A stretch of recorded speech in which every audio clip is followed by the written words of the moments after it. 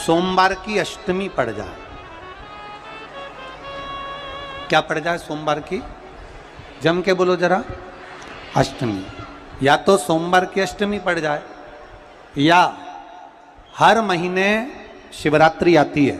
हर महीने आती है, या तो सोमवार की अष्टमी पड़ जाए या फिर सोमवार की शिवरात्रि पड़ जाए, हर महीने आती है। प्रयास करना, थोड़ा सा दूध,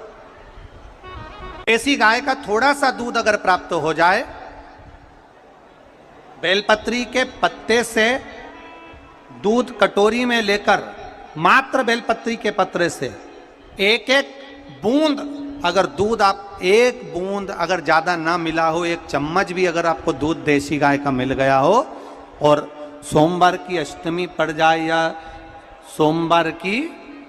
जम के बोलो, शिवरात्रि पड़ जाए, उसमें केवल अगर देसी गाय का दूध मिल जाए, जर्सी गाय का नहीं हो, देसी गाय का अगर दूध मिल जाए, बेलपत्री के पत्ते से, तुम्हारे घर के अंदर अगर शिवलिंग है या मंदिर में शिवलिंग है या तुम्हारे नजदीक में कोई शिवलिंग है, उस पर बूंद बूंद, एक एक बूंद अगर शिवलिंग पर दूध समर्पित कर रहे हो, श्री शिवाय नमस्तुभ्यम,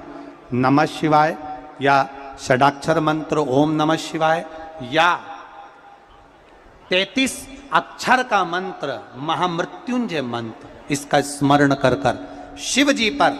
देसी गाय का दूध समर्पित कर कर इस बेलपत्री को अशोक सुंदरी वाली जगह पर अगर आप समर्पित कर देते हैं, फिर आप जिस भी चीज के लिए अप्लाई करें, मेरा देवाधिदेव महादेव आपका हाथ पकड़कर खींचकर आगे बढ़ा ही दे। मेहनत करना,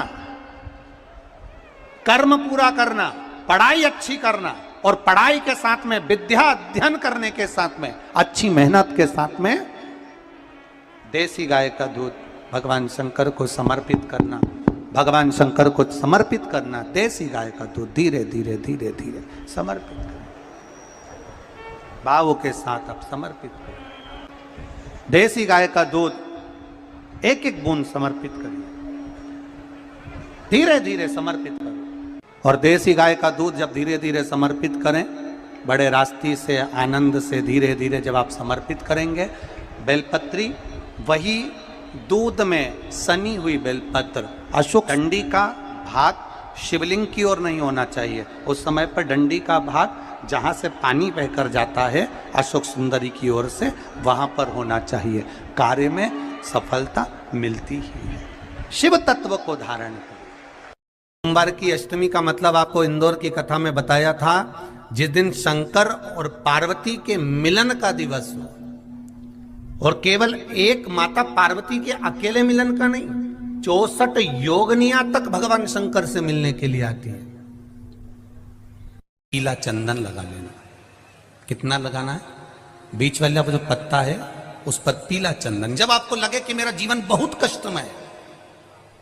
अब ये रोग, अब ये कष्ट दूर ही नहीं हो रहा, अब ये आए दिन तकलीफ पर तकलीफ बढ़ती जा रही है, आए दिन रोग, बीमारी, पैसा घर में बच नहीं रहा, बहुत कष्टमय जीवन है, इसमें लगाओ पीला चंदन बेलपत्री की बीज पत्ती पर।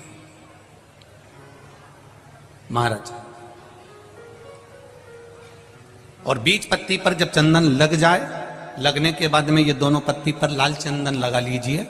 इन दोनों पत्ती के बीच में जो डंडी का भाग होता है, आपको कहा था, आपको स्मरण में होगा शायद, हमने जब बेलपत्री की महत्वता बताई थी तो उस बेलपत्री की महत्वता में कहा था, ब्रह्मा विष्णु महेश ये 3 हैं, बोला था। बीच में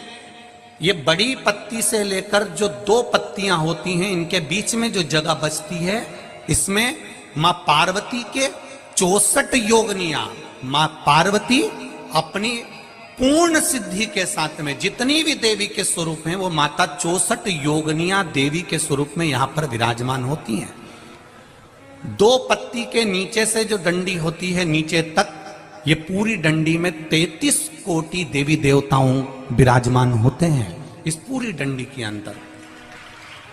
तो ये बीच वाली पत्ती है, ये जो बीच वाली पत्ती का जो भाग होता है, इस पत्ती के भाग में शहद का प्रयोग कर कर, यहां पीला चंदन, लाल चंदन, शहद का प्रयोग कर कर, इसी तरह से पकड़कर ये बेलपत्री की जो डंडी है वो अशुक सुंदरी पर जब आप समर्पित करें तो जहां से जल बहता है उस ओर पर इस पत्ती को चढ़ाकर केवल आपके हृदय की बात कहकर देवाधिदेव महादेव से कोई भी शिव जी का मंत्र, पंचाक्षर नमः शिवाय, षडाक्षर ओम नमः शिवाय, श्री शिवाय नमस्तुभ्यम, या महामृत्युंजय मंत्र, जो शिव का मंत्र हो आपके पास में, उसको बोलते हुए देवाधिदेव महादेव को धीरे धीरे जल की धार चढ़ाना प्रारंभ करो। जल की धार जब पूर्ण होने लगे, उसमें थोड़ा जल बचे, तब अशुक सुंदरी पर जो तुमने बेलपत्र चढ़ाई है वहां उस जलधार को चढ़ा। ये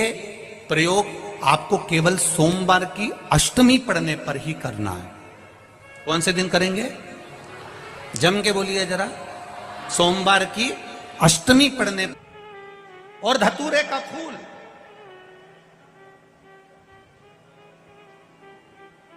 कांटे वाला धतूरा, और उसमें लगने वाला एक पुष्प